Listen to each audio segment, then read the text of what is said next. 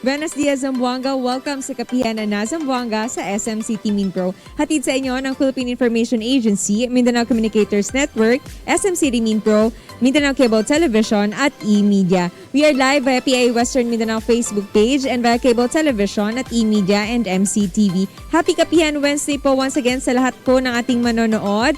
Kapihan na Zamboanga will bring you information that will help you make more informed decisions wherever you are. So ngayon po pag-uusapan natin ang patungkol sa ating Environment Month para po mapangalagaan natin ng maayos po yung ating environment, ang ating paligid.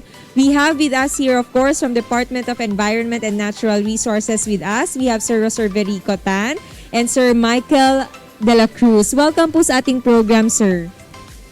Thank you very much. Buenos dias to all of the watchers and listeners here over Kapihan sa Zamboanga. And of course, Sir Michael, welcome po. Yes, likewise po, and thank you for inviting us to this Kapihan.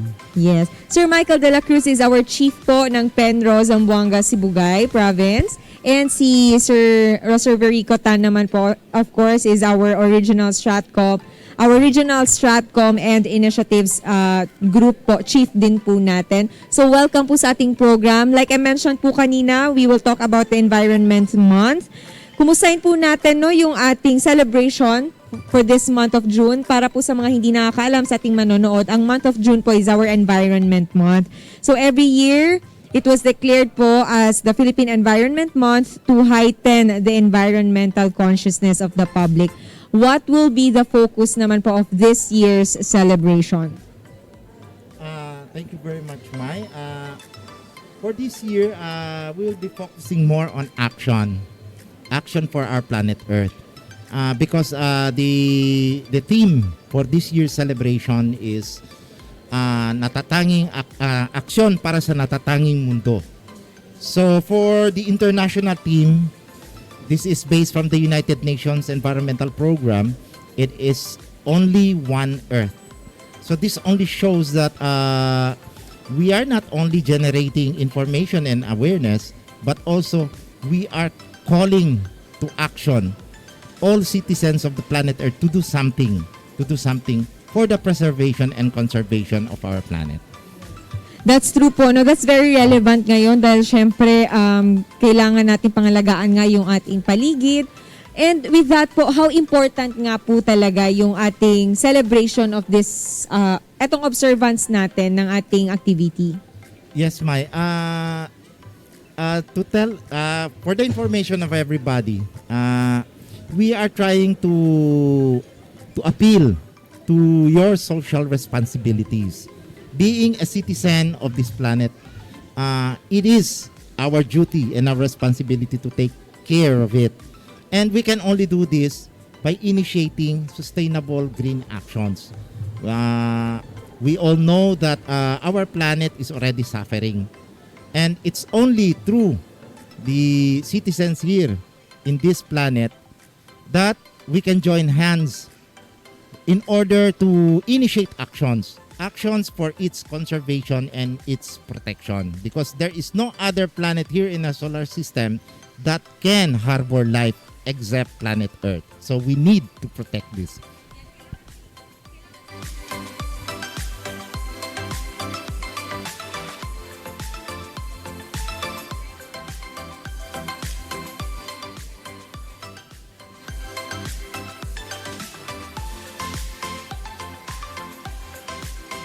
Yung ating celebration dito sa city.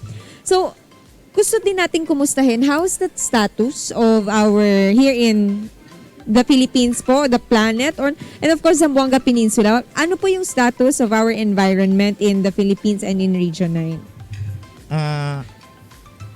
Our region is still very rich in natural resources. In fact, this is one region, Zamboanga Peninsula, that has the most highest number of protected areas.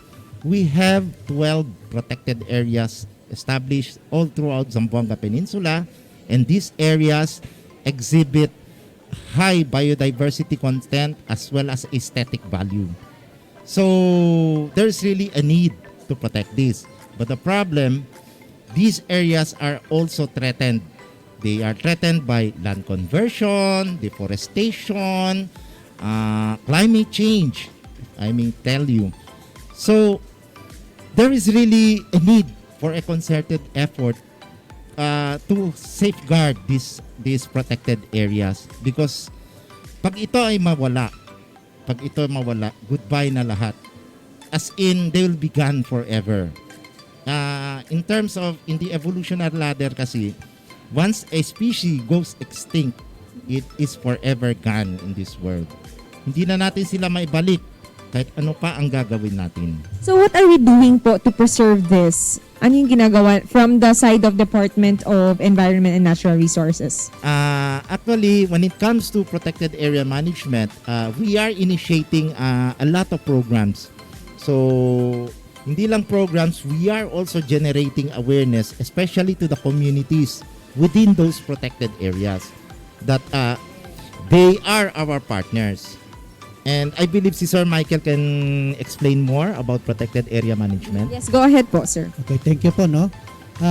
One important thing in conservation of protected areas is to mobilize our community. We are involving the community within the protected areas, educating them so that they will become our partners in the conservation, protection, and proper management of our protected areas. And other programs is research, no?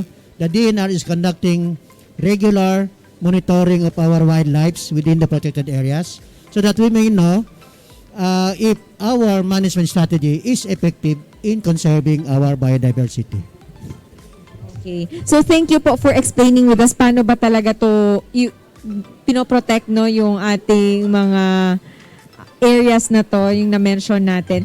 Sir, what are the popular na environmental issues po going on today na dapat talaga nating tutukan? Well, ang major issue talaga is still on solid waste management.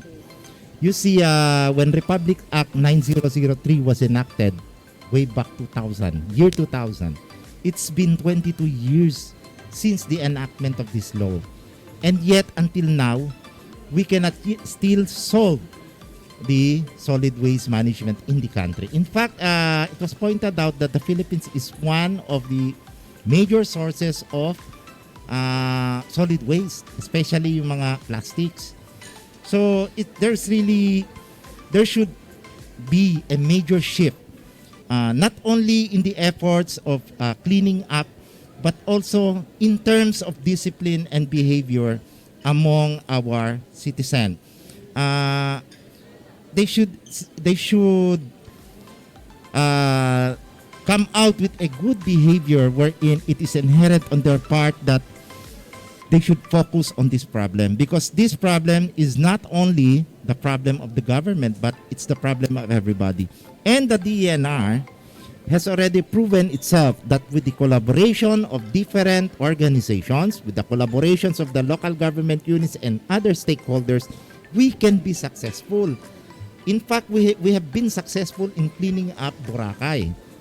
And now there is this major ambition of cleaning up Manila Bay. And we are winning in the war against solid waste in Manila Bay. It's just a matter of time. As long as people from all walks of life should give full support and should cooperate with our agency. I believe that is the only thing that we can do so that we can help solve this solid waste management problem in our country. Okay.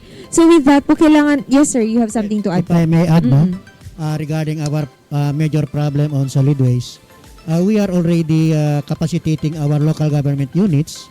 We require them to permanent that 10-year solid waste management plan, and all the local government units here in Region 9 already complied with that. So we are already monitoring on their compliance, and let's see what will happen in the next 10 years, especially when the Mandanas ruling implemented. Okay. Sir, you mentioned that you have the 10 years plan po on that, no? Can we say that 10 years from now po ba, we can still have, or we can solve the problem on our solid waste management? And can we still have po ba the clean and healthy environment? Yes, I can see that positively. Because as I've said earlier, we have already, the DN already approved the 10-year solid waste management of the local government units, and they are already starting implementing it. So within the 10 years period, maybe we can see a positive effect of that program. Yes, On sir. my part, it really depends on how we act today. If we will not do anything today, then our environment, the status of the environment will degrade. 10 years from now, we could see much worse problem. What we are doing today should be dedicated for the next generation, because it is not only us that who should enjoy planet Earth, but we should also think and consider that we still have the next generation to come, and we do not want to leave a planet Earth to this next generation which is already polluted, destroyed, and cannot even support life. So it is very important what we should do something today. So action, that's why it goes back to our team. Aksyon para sa natatanging nating mundo, because we only have one planet and this is the only habitable planet here in our solar system. And that's true po. If we don't act now, kailan pa po, di ba? And then, Yes. are you willing to live in a planet na marumi, we don't have safe and clean water, clean surroundings, clean ano, syempre hindi ayaw natin mangyari yun sa mga manonood natin yun. We don't want it to happen. So this Environment Month, this is not only the month no na dapat maging Yes, aware yes, tayo sa ating environment, but every day we shall continue po. Yes. In fact, as what we've been saying, just like last April when we observed the celebration of Planet Earth, we always say, let's make every day Earth Day, di ba? So let's make every day Environment Day. Yun. Kasi kung isang beses lang natin gagawin, ano lang man yun, we should do it every day. Such as we segregate our waste, ganon. We try to reduce our carbon footprints by not patronizing siguro yung mga plastic products or ano, etc. Depende lang yan sa atin. Even on my part, when I offer when I buy mga drinks sa mga fast food natin and I'm being offered as plastic straw and it is a single-use plastic, I always say no. I always refuse. With that simple act of mine, I know that it will create an impact to our environment. So, yun po. So, we are appealing to the citizen. Please try to change our behavior. Try to think always environmental practices. Yes, that's a good example po yung na-mention ninyo na personally, kayo na mismo yung umiwas sa ating mga single-use plastics like straw, sa ating mga inumin, sa ating mga kinakain, no? So, yun, isang example yun. And eto addition na lang po, sir, what will happen kung sakasakaling hindi talaga natin masolve yung ating solid waste management problem? Actually, I don't want to foresee the future, no, but we have seen other countries suffering from this problem, and with this problem of solid waste, it will generate mga diseases, sickness. In fact, we do not even know what is the effect of microplastics in our body, and scientists have already discovered that we are ingesting microplastics. And they are now studying what is the effect of this microplastic in our body. Because wherever we go, kahit sa pinakamataas na bundok hanggang sa pinakamalalim na dagat, andyan pa rin ang plastics.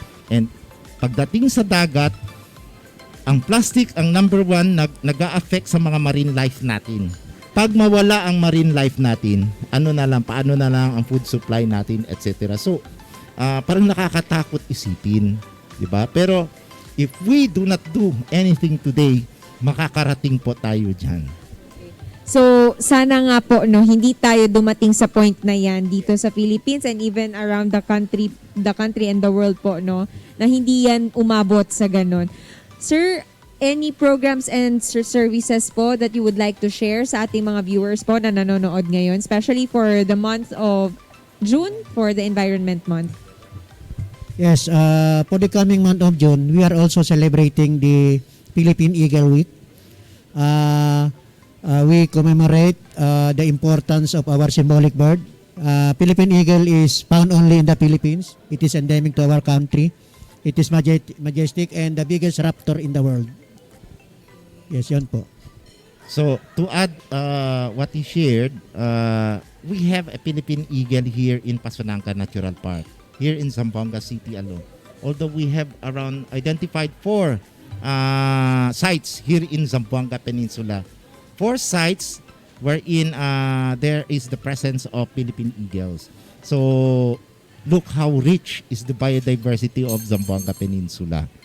So maganda, no? Ganda po. That's true that we are really rich po talaga dito sa Zamboanga Peninsula, rich in environment resources. So marami po tayong ganyan dito sa Zampen. With that po, maybe ask closing message to from our guests para po sa lahat po ng ating mga viewers. Before I will proceed to my closing message, I would like to invite everybody on June 8. June 8, we will be conducting a national simultaneous tree planting. So each field office here in Zamboanga Peninsula are instructed to conduct this activity. So here in Zamboanga City, this will be led by the Sendro of Zamboanga City, and they have chosen Baluno as the planting site. So for those who would like to participate, especially mga groups, we have a lot of seedlings please coordinate with our Sendro office in Zamboanga City, located at V. Alvarez Street, beside the office of the Department of Agriculture or in front of the office of the Department of Tourism. So, let us plant kasi maganda kasi pag maraming puno, nakakatulong siya sa climate change, sa effects ng climate change. Closing message po. May we ask Sir Michael? Yes, no. Again, we are appealing to our public, especially the millennials. We usually open our Facebooks. Let's also Google the situation of our environment and see there how we can help our environment. Yan lang po. Protecting our planet is the foundation for our survival, because our planet hosts the different ecosystems wherein we human beings rely on. With the destruction of these ecosystems, it will also signal the end of our race. So it is timely and it's just right as we appeal to you to help us in the preservation and conservation of our environment.